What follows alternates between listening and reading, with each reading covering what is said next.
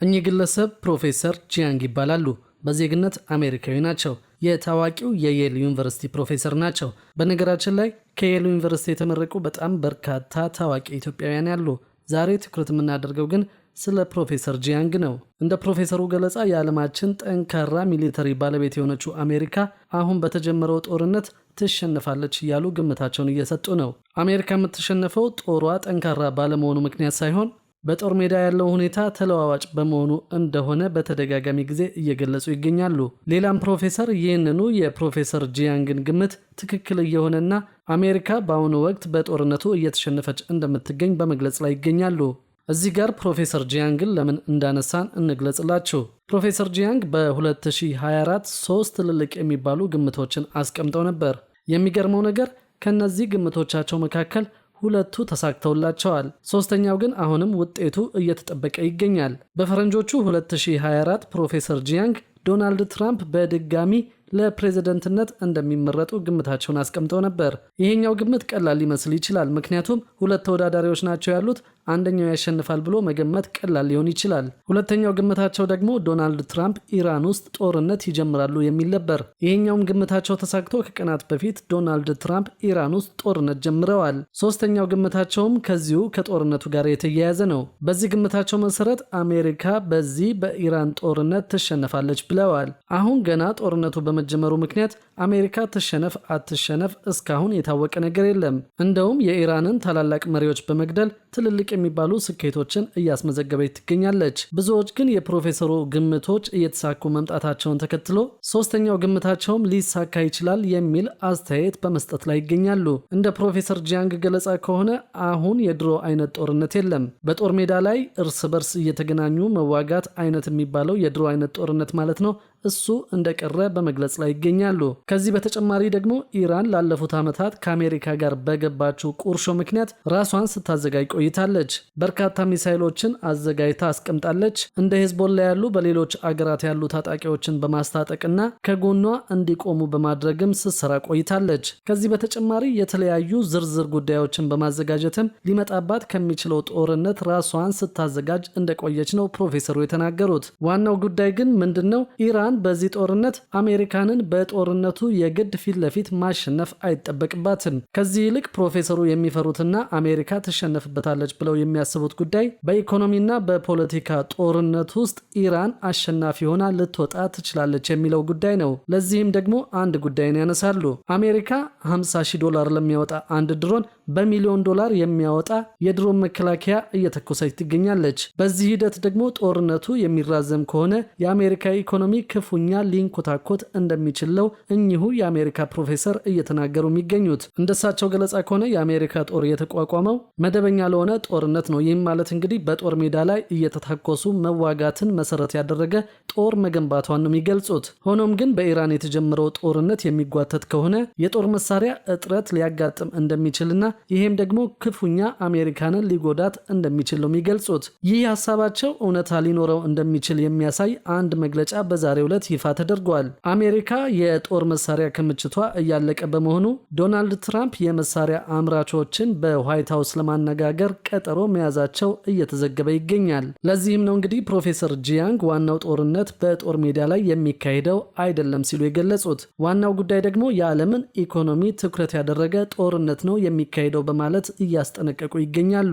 20 በመቶ የሚሆነውን የዓለም ነዳጅ የሚመላለስበትን የሆርሙዝ ሰርጥን ለመዝጋት ኢራን ውሳኔ ያሳልፋለች። ይህ ውሳኔ ከአሁኑ የነዳጅና የጋዝ ምርቶች ዋጋ ላይ እንዲሁም የምርቶች ዋጋ ላይ ከፍተኛ የሆነ ዋጋ ጭማሪ እያስከተለ ይገኛል። ከዚህ በተጨማሪ የገልፍ ሀገራት የሚባሉት እንደ ሳውዲ አረቢያ፣ ዩናይትድ አረብ ኤምሬትስ፣ ኳታርና ባህሬን ያሉት ኢኮኖሚያቸው የሚጎዳ ከሆነ በዓለም አቀፍ ደረጃ የኢኮኖሚ መንኮታኮት ሊያጋጥም እንደሚችልም ነው የሚያስጠነቅቁት።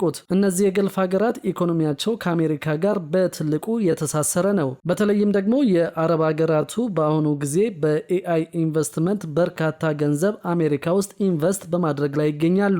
ዶናልድ ትራምፕ ጊዜው የኤአይ መሆኑን በመግለጽ ከፍተኛ የሆነ ኢንቨስትመንት እንዲፈስ ትኩረት አድርገው ሲሰሩ መቆየታቸው የሚታወስ ጉዳይ ነው። ለዚህ ደግሞ ዩኤኢ እና በተለይም ደግሞ ሳውዲ አረቢያ ከፍተኛ የሆነ ገንዘብ አሜሪካ ውስጥ ኢንቨስት እያደረጉ እያደረጉ እንደሆነ ይታወቃል። ታዲያ እንግዲህ የእነዚህ ሀገራት የነዳጅ ገቢ የሚቀንስ ከሆነ ወይም ደግሞ መሰረተ ልማቶቻቸው የሚጎዳ ከሆነ ገቢ ስለማያገኙ አሜሪካ ውስጥ የጀመሩትን የኤአይ ኢንቨስትመንት ክፉኛ ሊያዳክመውና የአሜሪካን ኢንቨስትመንትን በተዘዋዋሪ ሊጎዳው እንደሚችለው ፕሮፌሰሩ የሚናገሩት።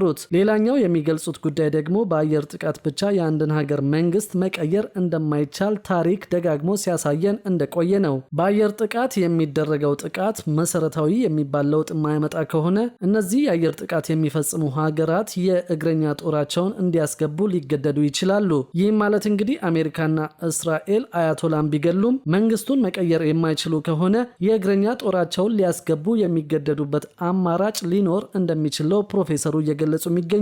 ይህ ደግሞ የሁለቱንም ሀገራት በተለይም ደግሞ የአሜሪካን የፋይናንስ የፖለቲካና የጦር ጥንካሬ ሊፈታተነው እንደሚችል አጽንኦት ሰጠው እያስጠነቀቁ ነው። ከዚህ በተጨማሪ በየሀገራቱ ያለው የፖለቲካ ሁኔታም የጦርነቱን ውጤት ሊቀይረው እንደሚችል ፕሮፌሰሩ ተናግረዋል። በጦርነት ውስጥ የተለያዩ ኃይላት ተነስተው ከፍተኛ የሆነ ጉልበት ሊኖራቸው ይችላል። ህዝቡም ያለው ስሜት በየጊዜው ሊቀያየር እንደሚችለው ፕሮፌሰሩ የሚናገሩት። ለምሳሌ ኢራናውያን በአያቶላ መንግስት ቢማረሩና በአሁኑ ጊዜ አያቶላ መሞታቸውን የሚደግፉ ቢሆን እንኳን በጊዜ ሂደት ጦርነቱ የሚራዘም ከሆነ ይህንን ሀሳባቸውን ሊቀይሩ ይችላሉ እንደማለት ነው። ይህ ደግሞ በጊዜ ሂደት የሀገሪቱን የፖለቲካ ሁኔታ ሙሉ በሙሉ ሊቀይረው እንደሚችል ነው የሚናገሩት። ፕሮፌሰሩ ግን አንድ የሚያምኑት ጉዳይ አለ። በአሁኑ ወቅት የአሜሪካ ጦር ጠንካራው ጦር ነው። ነገር ግን ጥንካሬ ብቻ ጦርነትን ማሸነፍ እንደማይችል ደጋግመው በመግለጽ ላይ ይገኛሉ። ዋናው ነገር ይህንን ጥንካሬ በዘላቂነት ማቆየትና በፍጥነት ጦርነቱን ማጠናቀቅ እንደሆነ ነው ደጋግመው የሚናገሩት። ካልሆነና ጦርነቱ የሚራዘም ከሆነ ግን የአሜሪካ ኢኮኖሚ ጦርነቱን የመሸከም አቅም አለው ወይ ሲሉ ይጠይቃሉ። ከዚህ በተጨማሪም እንደ ሄዝቦላ ያሉ ታጣቂ ቡድኖች የሚፈጥሩትን ጦርነት የመመከትስ አቅም አለው ወይ ሲሉ ይጠይቃሉ። ሌላው ትልቁ የሚያነሱት ጥያቄ ደግሞ ጦርነቱ እንዳይስፋፋና የገልፍ ሀገራት በጦርነቱ ውስጥ እንዳይሳተፉ አሜሪካ ነገሮችን የመቆጣጠር አቅም አላት ወይ የሚል ትልቅ ጥያቄንም ጨምረው ያነሳሉ። እነዚህ ሁሉ ተደማምረው ነው እንግዲህ አሜሪካ በዚህ ጦርነት ላይ ተሸናፊ ትሆናለች ብለው እንዲገምቱ እያደረጋቸው ያለው። ወደ ጦርነት ከተገባ ጦርነቱ ውስጥ አሸናፊና ተሸናፊ በፍጥነት ላይለይ እንደሚችል የሚናገሩት ፕሮፌሰር ጂያንግ በጊዜ ሂደት ግን ወታደሮችን፣ ኢኮኖሚንና ያልተገመቱ ውጤቶችን ሊያስከትል እንደሚችል ገልጸዋል። ትልቁ ጥያቄም አሜሪካ ይህንን ጦርነት ታሸንፋለች ወይ የሚለው ጉዳይ አይደለም። ኢራን አሜሪካንን ወደ ጦርነቱ በመሳብ ለረዥም ጊዜ በመዋጋት የአሜሪካን ወታደሮች፣ የጦር መሳሪያዎችና ኢኮኖሚ ልታንኮታኩት ትችላለች ወይ የሚለው ጥያቄ ነው። ከዚህ በተጨማሪ ጦርነቱ ወደ ሌሎች ሀገራትም የሚስፋፋ ከሆነ የዓለምን የፖለቲካ ሁኔታ ሙሉ በሙሉ እንደሚቀይረው ነው ግምታቸውን የሚሰጡት።